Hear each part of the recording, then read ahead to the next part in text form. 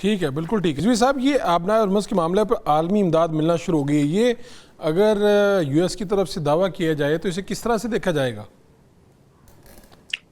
जी जी, बिस्मिल्लाहिर्रहमानिर्रहीम। बहुत शुक्रिया बड़ा साहब। मेरे ख्याल में ये स्टेटमेंट टोटली तो करेक्ट नहीं है।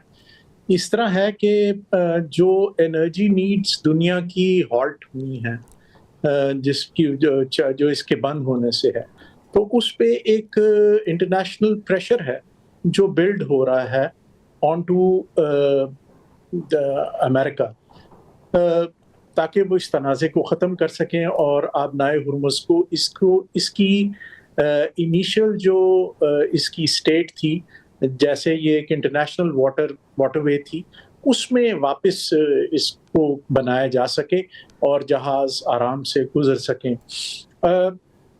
ये आपको पता ही है कि क्योंकि ईरान ने इसको अपना लिवरेज मेन उसके पास यही है अगेंस्ट अमेरिका एंड इज़राइल, तो वो इसके ऊपर अपना मुसलसल कंट्रोल रखे हुए है और ज्योग्राफी उसको इसमें हेल्प करती है कि उसका सारा कोस्ट अलोंग उसके साथ ही है। तो ये जो इंटरनेशनल प्रेशर है, वो वैसे आपने देखा होगा, यूरोपीय यूनियन भी कह रही है, फ्रांस ने भी कहा कि हम इसके बारे में ईरान से बात कर रहे हैं और अपने, तो मेरे ख्याल में इंडिविजुअल कंट्रीज का ईरान से राब्ता हो रहा है कि किसी तरह उनके फ्लैग कैरियर्स को गुजरने दिया जा सके।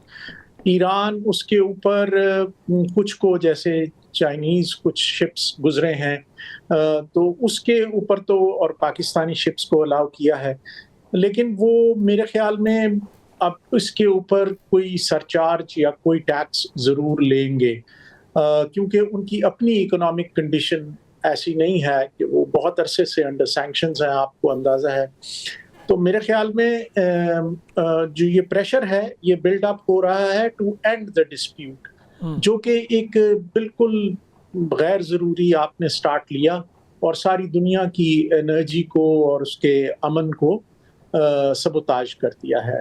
तो yes, the pressure is building up, और इसी वजह से मेरे ख्याल में, क्योंकि ये एक किस्म की, मैं समझता हूँ कि ये अमेरिका के लिए, वो रॉबर्ट कागान ने भी बड़ा अच्छा लिखा है दी अटलांटिक में, कि ये इज़राइल एक लायबिलिटी बन गया है, एक बोझ बन गया है और अमेरिका के लिए, और वो अमेरिका एक दलदल में फंस गया है आबनाए हुर्मुज़ की वजह से। ठीक। तो इसमें से निकलना उनके लिए बहुत ज़रूरी है।